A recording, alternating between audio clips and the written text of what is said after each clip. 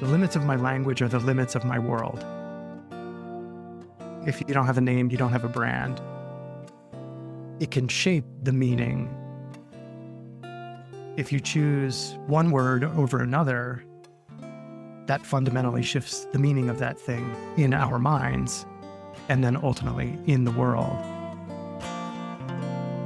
Names are so fundamental to everything that we do and everything that we are. So naturally, they're engines of meaning for sure.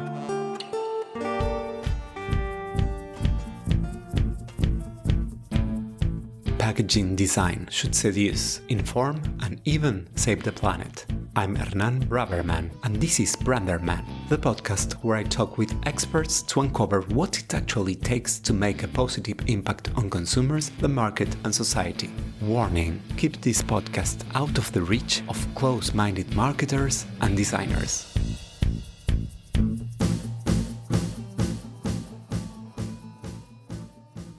Before the interview, let me introduce my design agency.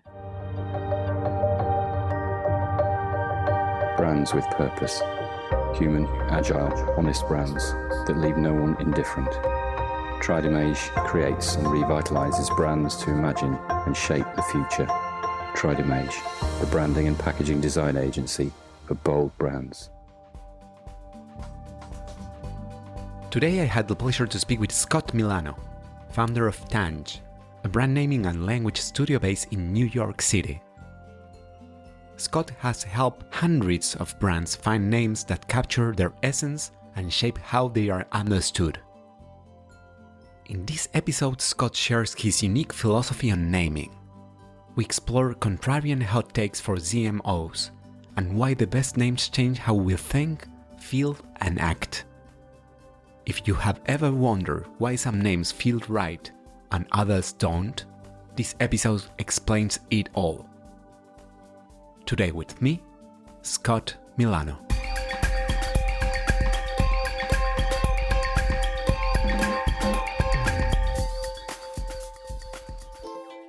Scott, each of us is a container of ideas, projects, and dreams. However, we can't read the label when we are inside the jar. What do you think your label says, or what would you like it to say? The label says label maker. Almost our entire business, my professional life at this point, has been focused on creating essentially labels for things in the world. Most of them are a bit more creative, but sometimes you even have things that need to be named in very simple ways. And that's where I focus. So I would definitely go with label maker for the label on the jar that contains all that is me. Building a brand is like a journey. It starts by defining where we are and asking ourselves where we want to go. What was the path that led you to found Tanj and specialize in naming? It's a long journey and it meanders a bit. It actually started in college when I studied philosophy.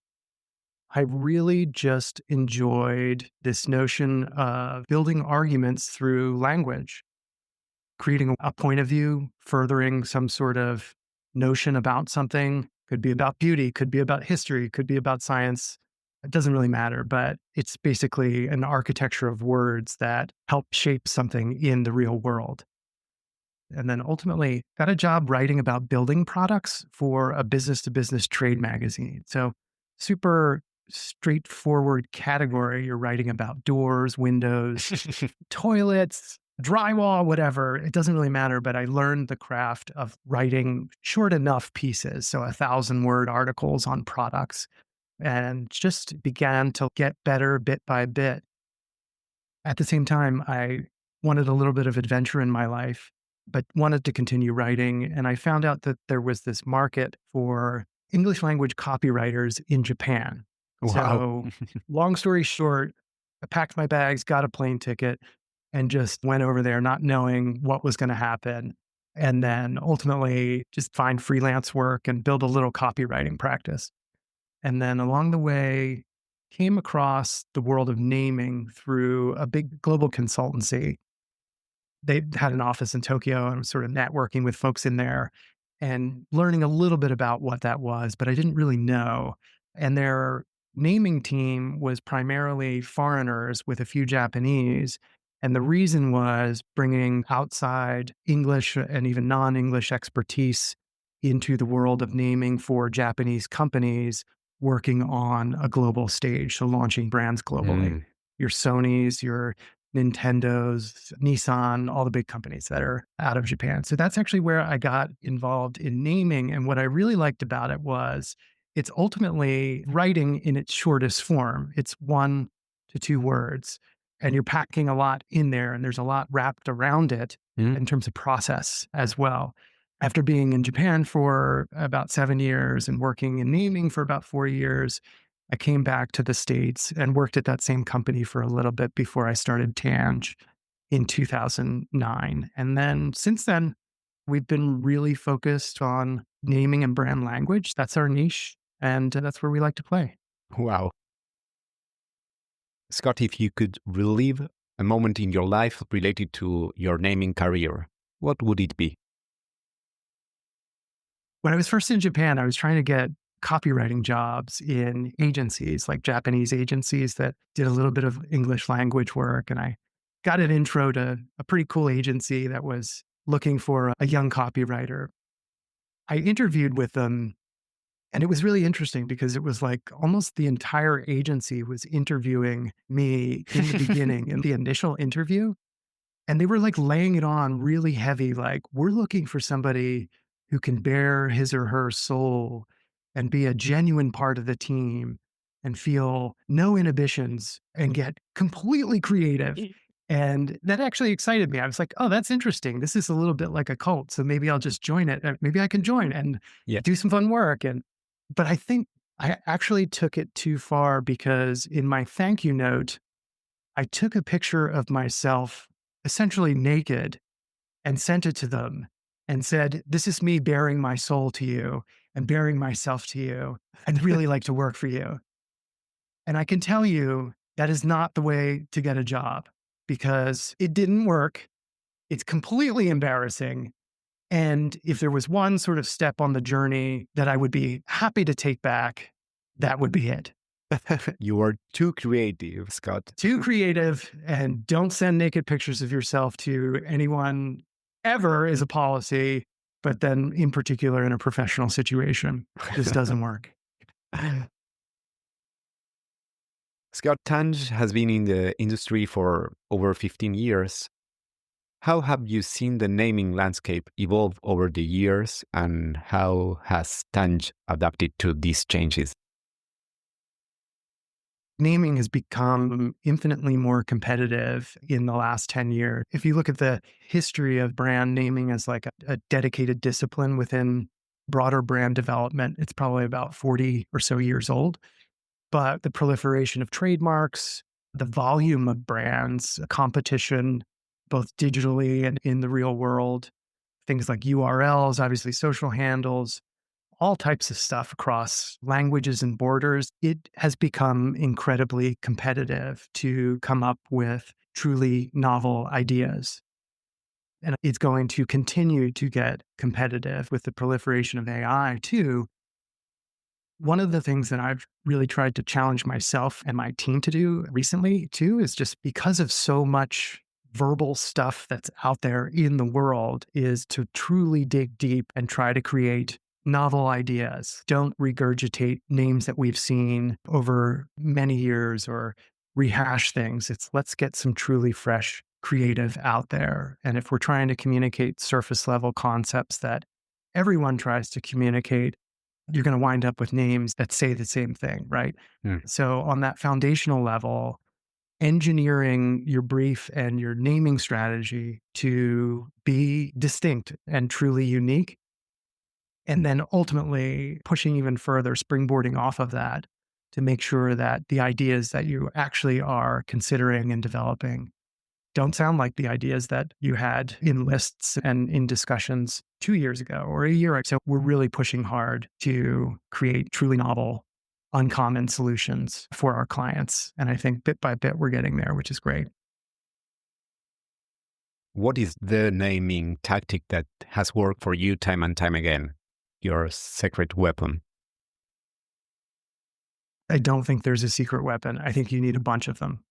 And I think you need to approach the project, whatever it is, the brand, with a blank slate. Don't come in with any preconceived notions about what type of name is going to fit or like the mood that you're going for. How would you describe an ideal Tanj client? We value close and clear communication with key decision makers, the folks who are actually going to decide on the name. We're not naming it for them, but we are naming for them. They need to get this done. They need to feel confident in the result. Even if it's not 100% confidence right up front, they need to be at a certain level. And we feel like the way that we do that is by having an open relationship where we are communicating back and forth. We really appreciate open minds and open hearts throughout the process because ultimately it leads to, in our minds, the best result. What's a naming lesson that you learned the hard way? Occasionally you'll be in a situation where the client is just not feeling it, right? Like they have their own name in their back pocket and they think it's better. You may disagree, but I don't think it's a value to push really hard and sacrifice the relationship. Yeah, I think it's super hard to cope with the subjective dimension of naming. Sometimes it's quite difficult to sell something to clients when they already have something in their minds or perhaps their own biases. Yeah. So as an example here, we're working on a project where the client has a number of names from us in consideration. This is like from this morning, from an email this morning. A number of names from us in the mix. It's probably 60, 70%. It's our work, 10 names or whatever. And then they have a few that we've talked through that they individually, the owners of the business or the founders of the business, created. And then there's one from the founder's daughter in the mix. And you know what? It happens to be the worst name in there by far, but it's still in there. Yeah, And yeah. it's still part of the process of their thinking. You know, we would just navigate that politely, but we will give them our honest advice of, hey, you might want to ditch these, think about these, do X, Y, and Z, and then make a decision. That's really subjective. My daughter thought of it, so I'm going to consider it. How do you deal with that? You have to find a way. Scott, you have a fascinating philosophical framework with name as meaning, name as poetry, and name as power. Let's start with name as meaning. How does this philosophical concept apply practically when you are naming a brand? The series that you're referring to, it's a set of little booklets that we created recently called The Philosophy of Naming. In terms of meaning, one of our quotes in there is a Wittgenstein quote, "The limits of my language are the limits of my world." If you don't have a name, you don't have a brand. It can shape the meaning. If you choose one word over another, that fundamentally shifts the meaning of that thing in our minds and then ultimately in the world. Names are so fundamental to everything that we do and everything that we are. So naturally, they're engines of meaning for sure. Moving to name as poetry, you quote Anne Michaels, "The shortest poem is a name." How do rhythm, aesthetics, and semantic components come together to create a poetic name? When we're naming brands, we're of course trying to convey meaning, but at the same time, you're creating texture and personality through the name, which also conveys meaning too. Everything from the phonetics of a name, so more hard consonants versus flowing vowels, give a dramatically different impression. The length of a name, you know, everyone says shorter names are typically better. Is that true? It's not always true because a longer name conveys something different. And you might want to send that message and evoke that feeling with something that is longer. So based on the game plan and the strategy that you are trying to create for your clients, ultimately for the brand to land in the world. These are all different tools that you can use and deploy to get closer or ultimately hit on a final name that achieves what you need it to do. Oscar Wilde said, "To define is to limit." In branding, how do you balance the need to carve out a clear space for a brand while not limiting its future growth potential? It's just balance, ensuring that conceptually you have in your word or invented name, whatever it is, enough scope and scale to reach into the future, but also signal and strike a chord right now. I'm just thinking of the name Uber, right? Like that's your ultra container of a name. It could be anything. And in fact, Uber wasn't the first one to come up with it, but it lives on almost in any space. But it feels so at home. And when the brand was launched many years ago, so at home in the now, even for this sort of like totally novel new ride sharing take on taxis. That type of name isn't always right for every brand or every situation.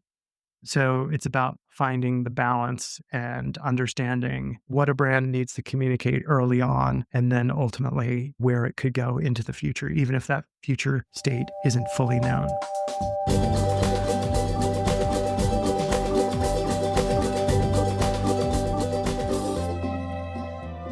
Language is how the world makes sense of you. It shapes perception, builds belief, and drives choice.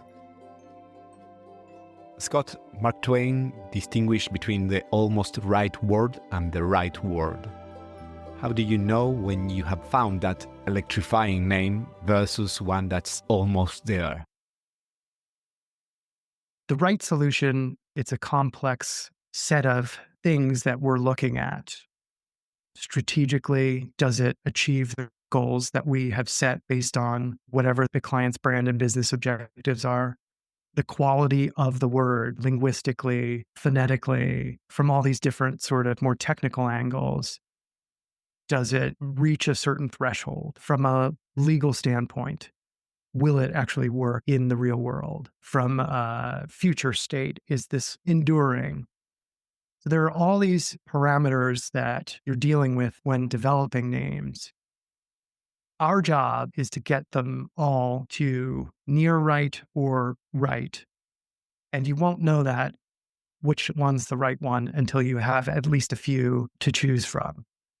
And that's based on, we think you have to look at it a little bit more objectively based on all the different parameters in play. But then there is a subjective element here, and you touched on it as well. Yeah. There's a gut feeling, right? Do I want to say this word as the brand owner, as the CEO? Do I want to champion this word? Do I want to rally my team around this word and this idea? As the decision maker, they have to feel conviction for it. And there's no one way to get people there. I think if you put a lot of really great options on the table, you go on the journey with them for a bit, 9.9 times out of 10, they'll pick the right one. This also opens up a question around testing names. Exactly. How can we avoid letting testing kill the best name?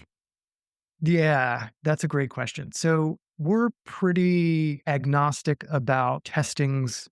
We call it name validation. It's just validating a short list of names towards the end of a naming engagement to see how consumers react to them. The worst kind of data we think is, do you like it or do you not? Naming could be a beauty contest of, I just like this one over this one. Okay. But we don't typically approach it like that. We do take a little bit more of an analytical approach. We think it has a role for certain types of clients, bigger teams that ultimately rely on a lot of data and they just want some extra data to go on. We don't think a validation study should make the final decision for them, but it can help influence and you might learn a lot from it. So we do believe there is value, but that's not to say that's the right method for everyone.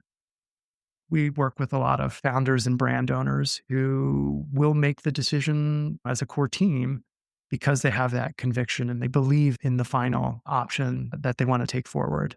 And they'll run with it. And like I said, 9.9 times out of 10, that is totally the right decision. And they're going to make it work. Each lists tell stories. You recommend presenting a shortlist with clear, concise stories rather than overwhelming stakeholders with options. What does a great name story look like? I'm getting goosebumps because this is one of the things that I love about names and naming in particular. The story that encapsulates a name, I personally believe, should just be a few words. Names are short. Stories about names should be too. As a simple example, my company name Tanj comes from tangible. We make words which are inherently ethereal or abstract, tangible business assets for our clients. That's it. To me, personally, clients, if you overwhelm them with a bunch of options that inevitably are not going to be curated to get the best of the best in front of them, their eyes glaze over. Some clients like to see longer lists because they're just naturally curious. We rarely do that. Most times, our clients get the most value in looking at truly the best of the options that we've developed. Don't sell it too hard. Don't write a long treatise or novel about a name. It's not necessary. Just enough to give it some wings and bring it to life. You talk about the difference between a label and a feeling. Why do so many brands settle for labels instead of creating names with emotional resonance? A name that is a label just describes something about what the offering is, the company or the product. That doesn't need to be, quote, descriptive in the very technical sense of just a name like General Electric or Microsoft or something like that. Those are very descriptive names. Yeah. But if it just pinpoints something that speaks to the thing that you're offering, it's easy. It's just easy. It's an easy way to label something. This is what it is, therefore it has this name. And I think that's why a lot of people do it and are attracted to that tactic. Names that evoke a feeling are harder to create because you have to create the right feeling. And that feeling is unknown because it's more of a blank canvas. You also have to plant a flag in the ground about something that's not related to the product directly or the company directly, but an emotion. That's scary for people. Yeah. What if emotions change? What if moods change? Ideally, you want the name to endure, but for whatever reason, what if that becomes out of fashion or tired or just as an emotion or as a feeling? I think that's the reason. It's harder and you have to plant a bigger flag in the ground for it. So that's naturally why more ambitious brands will do that and more conservative, just straightforward brands will go a more conservative and straightforward route. Yeah, sure. What are the favorite names that you have created? It's a little bit like asking which are your favorite kids. Many years ago, I created the names Nintendo Wii and Bravia televisions. So those are pretty high profile names. They're embedded in culture in various ways. So if I had to pick two, especially from early on in my career, they would be at the top of the list just because of their mind share and longevity and the uniqueness of those solutions for those clients. Cool. Yeah. Scott, I have a proposal for you. Let's play a game. As you are aware, a ping pong table is often found in creative studios. So here's how it works. I'll ask you a series of quick questions, and you'll need to choose between two concepts. Are you ready for Brandersman's table tennis? I have never been this ready before. I'm completely ready. Great. I'm a namer or I am a consultant? You know what? It's funny. Previously, I would have said consultant, but I've really started to embrace the term namer 20 years into my career. Namer. Mass market or premium market? I would go with mass market personally. Premium market is super interesting in so many respects, but I'm a pretty straightforward guy. Mass market's fine with me. Focus groups or gut feelings? I think gut feeling is really the place to start. Focus group can help inform, but you're going to need to make a decision. Names are fundamental decisions and they have to be made from the gut. Depends on what goes into that, but I think gut reigns the day. A big established company or a small emerging company?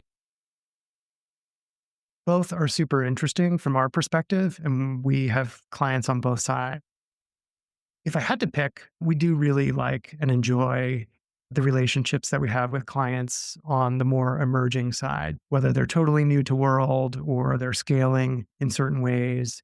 The excitement, the energy, the possibilities, a little less hierarchy in there too, which is from a naming perspective, it's always hard. We usually find they're making more ambitious decisions and building more ambitious brands. Conceptualization or execution? The funny thing is, our names are the execution of conceptualization, but we don't execute on anything other than nailing down this string of letters. If I really think through, I'd have to say for our role, it's definitely more conceptualization, even though the kind of actual thing that we're creating is execution of that conceptualization. But the reality is, the name is just the name. And as core and fundamental as it is to our world and any brand, the real execution happens when the client takes it and runs with it. Natural language names or coin names? Oh, geez. You're killing me. I think there's a time and a place for both.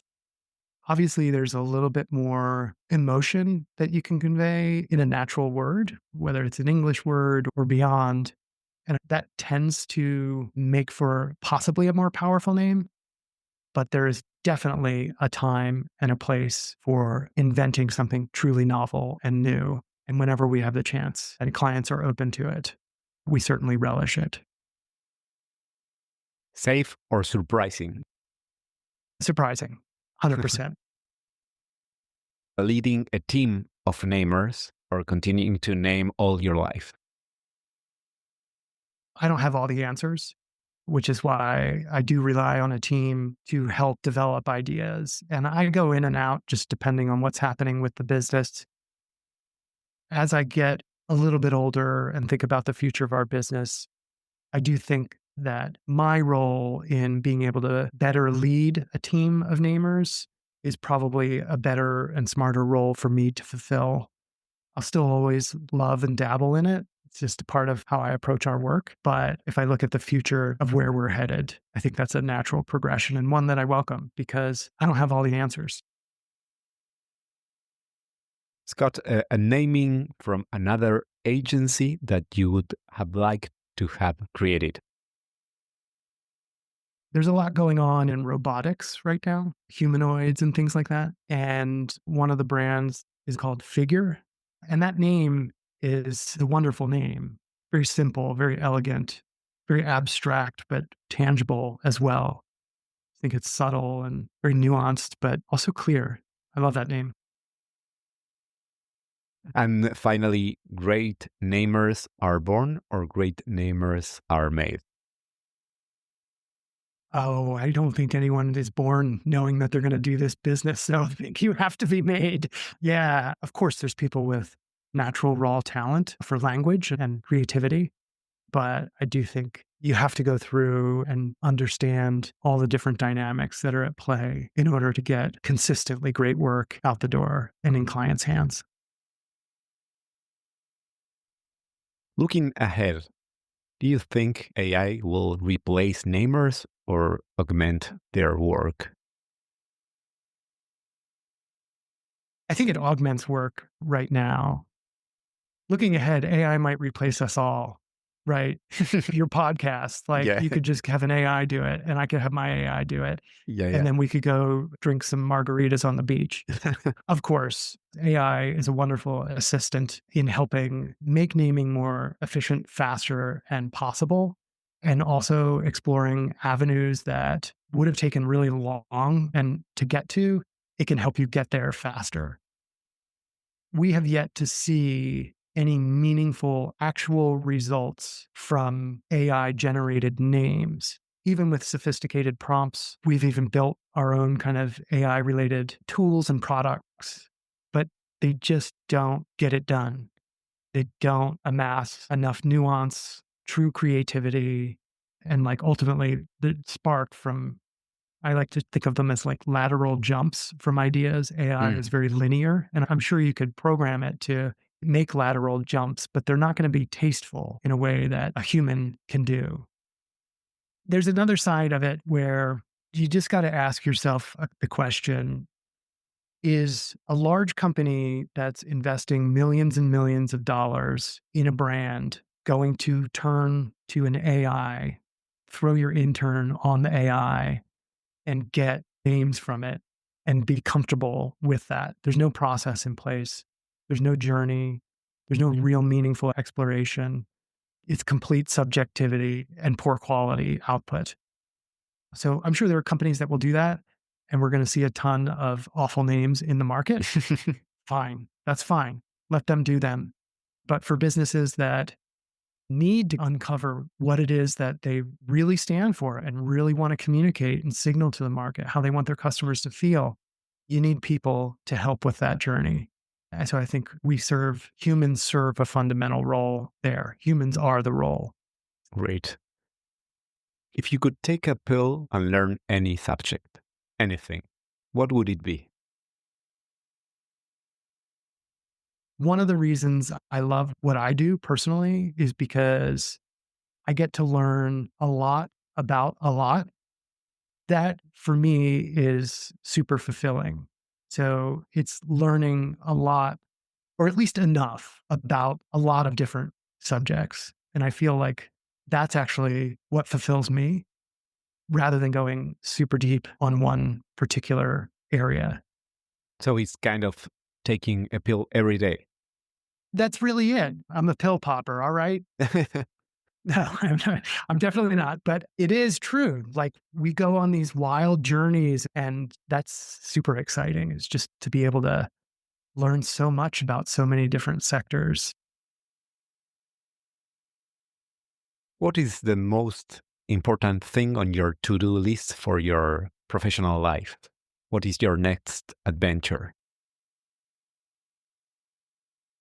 One of the things I'm really excited about is creating videos on naming and branding. So this for me is just fun.